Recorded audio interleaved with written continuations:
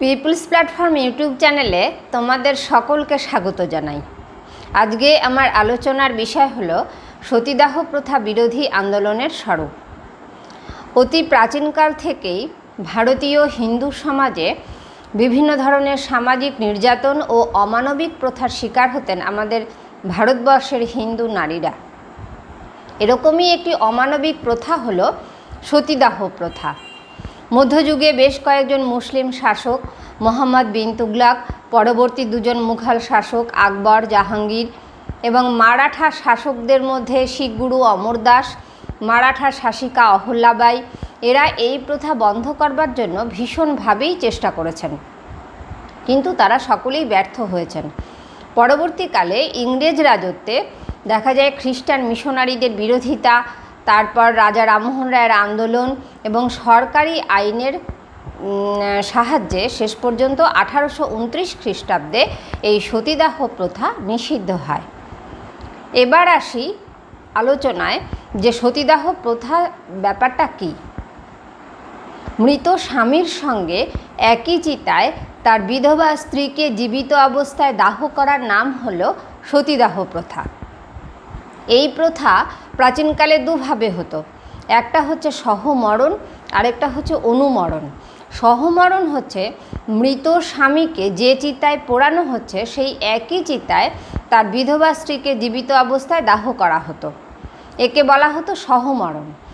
আর অনুমরণ হচ্ছে শারীরিক অসুস্থতার জন্য বা দূরত্বের জন্য আলাদা চিতায় ওই মৃত স্বামীর বিধবা স্ত্রীকে স্বামীর ব্যবহৃত কোনো বস্ত্র দিয়ে যদি পোড়ানো হয় বা দাহ করা হয় তখন তাকে বলছে অনুমরণ প্রথা।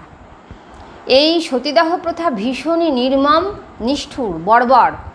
তার কারণ হচ্ছে যে বিধবা স্ত্রীকে নববধূর সাজে সজ্জিত করে জীবিত অবস্থায় তার মৃত স্বামীর চিতায় তুলে দেওয়া হতো এবং আগে থেকেই তাকে আফিং বা সিদ্ধি জাতীয় কিছু একটা নেশাকারক বস্তু খাইয়ে একটা ঘোরের মধ্যে আচ্ছন্ন করে রাখা হতো যাতে চিতায় তোলা সহজ হয়। চিতায় তুলে দেবার পর তার হাত পা দড়ি দিয়ে টাইট করে বেঁধে দেওয়া হতো চিতার কাঠের সঙ্গে। যদি বা কেউ ওই দড়ির বাঁধন আলগা করে মানে আগুনের তাপে প্রাণ রক্ষার জন্য সেই চিতা থেকে বেরিয়ে আসে, তাহলে সেই চিতার চারপাশে লোকজন ঘিরে থাকতো লাঠি বা বাঁশ নিয়ে, মানে সেই লাঠি বা বাঁশ দিয়ে তাকে আবার ঠেলে ওই চিতায় তুলে দেওয়া হতো। এই রকম একটা নিষ্ঠুর, অমানবিক, বর্বর প্রথা ছিল সতীদাহ প্রথার। তার কান্নার আওয়াজ যাতে লোকে শুনতে না পায় তার জন্য ঢাক, ঢোল, শঙ্খধ্বনি, উলুধ্বনি এইসব খুব জোরে জোরে বাজানো হতো। তো এই সতীদাহ প্রথার পেছনে হিন্দু ধর্মশাস্ত্রকাররা যুক্তি দিতেন যে মহিলা সতীদাহ হবেন আর কি, স্বামীর সঙ্গে একই চিতায় জীবিত অবস্থায় যাকে দাহ করা হবে তার নাকি 3.5 কোটি বছর ধরে স্বর্গবাস হবে এবং তার 14 পুরুষও স্বর্গবাস করবে। 3.5 কোটি বছর স্বর্গবাস করার পেছনে যুক্তি হলো যে একটি পূর্ণাঙ্গ মানুষের শরীরে যেহেতু 3.5 কোটি লোম থাকে, তাই 3.5 কোটি বছর ধরে নাকি সে স্বর্গবাস করবে। এর পেছনে আসল কারণ হলো সে মৃত ব্যক্তি যদি ধনী হয় তাহলে তার সম্পত্তির লোভে তার মৃত্যুর পর তার বিধবা স্ত্রীকেও সতীদাহ হবার জন্য, সহমরণের জন্য তার পরিবারের লোকজনই তাকে উৎসাহ দিত, যাতে সম্পত্তি তার পরবর্তী উত্তরাধিকারীরা নিশ্চিন্তে ভোগ করতে পারে। আবার কখনো দেখা যেত যে কোনো পরিবার যদি দরিদ্র হয় তাহলে তার বিধবা স্ত্রীর দায়িত্ব নিতে হবে, দায়ভার নিতে হবে, সেই কারণেও কিন্তু বিধবা স্ত্রীকে সহমরণে বাধ্য করত। তার মানে কি ধনী কি দরিদ্র সব ধরনের পরিবারেই সহমরণে বাধ্য করা হতো হিন্দু মেয়েদের, হিন্দু বিধবা নারীদের।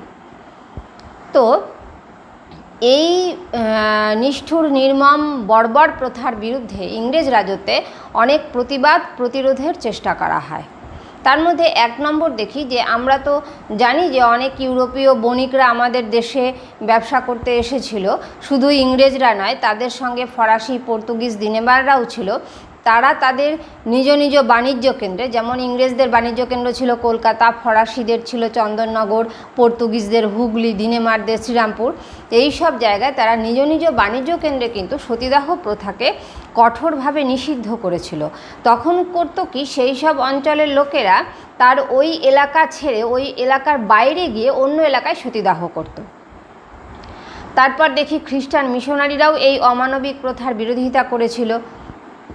কিন্তু সবথেকে বেশি জোরালো আন্দোলন ছিল যার, তিনি হচ্ছেন রাজা রামমোহন রায়।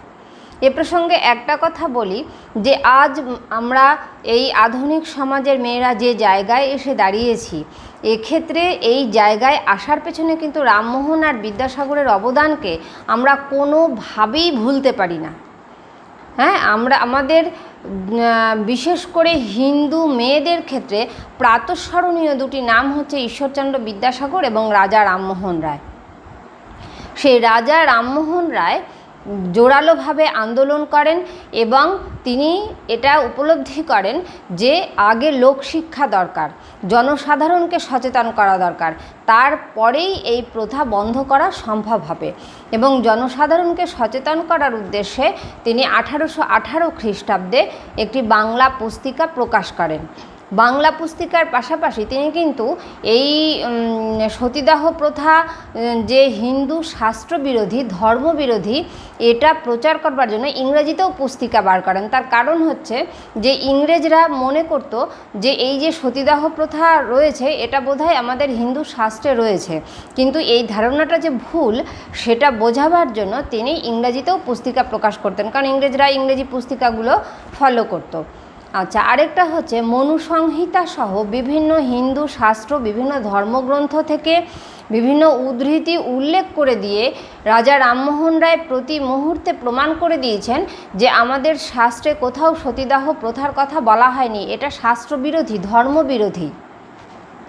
তারপর তিনি সমাচার দর্পণ, সংবাদ কৌমুদী সহ আরও বিভিন্ন পত্রপত্রিকায় নিয়মিত সতীদাহ প্রথার বিরুদ্ধে বিভিন্ন ধরনের প্রবন্ধ লিখে জনসাধারণকে সচেতন করবার চেষ্টা করেছেন এবং শিক্ষিত সমাজের একটা বড় অংশের সমর্থন লাভ করতে সচেষ্ট হয়েছেন।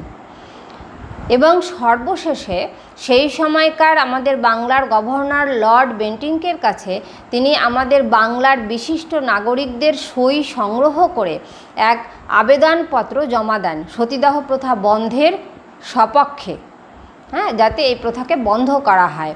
এবং লর্ড বেন্টিং শেষ পর্যন্ত তার আবেদনপত্রের সাপেক্ষে 1829 খ্রিস্টাব্দে আইন করে সতীদাহ প্রথা বন্ধ করেন। 17 নম্বর রেগুলেশন আইন দ্বারা এই প্রথা বন্ধ করা হয়। কিন্তু তাতেও কিন্তু গোঁড়া হিন্দুরা দমে যায়নি, তারা চেষ্টা করেছে যে যাতে আদালতে এই বিষয়টি নিয়ে পুনর্বিবেচনা করা হয় এবং তার জন্য এই আদেশকে চ্যালেঞ্জ করে তারা লন্ডনের প্রিভি কাউন্সিলে যান, কিন্তু সেখানেও তারা ব্যর্থ হন। প্রিভি কাউন্সিল থেকে 1932 সালে বেন্টিংকের সেই 1829 খ্রিস্টাব্দের আইনকেই, 1832 হবে, 1832 সালে সেই বেন্টিংকের আইনকেই, তার আদেশকেই বহাল রাখেন। এভাবেই সতীদাহ প্রথা বন্ধ হয়। আমাদের হিন্দু মেয়েরা সসম্মানে বাঁচতে শেখে। তো আজকে আমরা যে এই জায়গায় এসেছি, এই আশাটা কিন্তু খুব সহজে হয়নি। এর পেছনে যেমন বিভিন্ন মহাপুরুষদের আন্দোলন রয়েছে, তাদের ত্যাগ স্বীকার রয়েছে, সেই রকমভাবেই আমাদেরও অনেক পথ অতিক্রম করতে হয়েছে। আজকে এই পর্যন্তই। তোমাদের কেমন লাগলো জানিও, আর তোমরা লাইক শেয়ার তো করবেই, অবশ্যই সাবস্ক্রাইব করো, তাহলে আমি আরও বেশি অনুপ্রেরণা পাবো, আরও ভিডিও বের করতে উৎসাহ পাবো। শেষ করছি।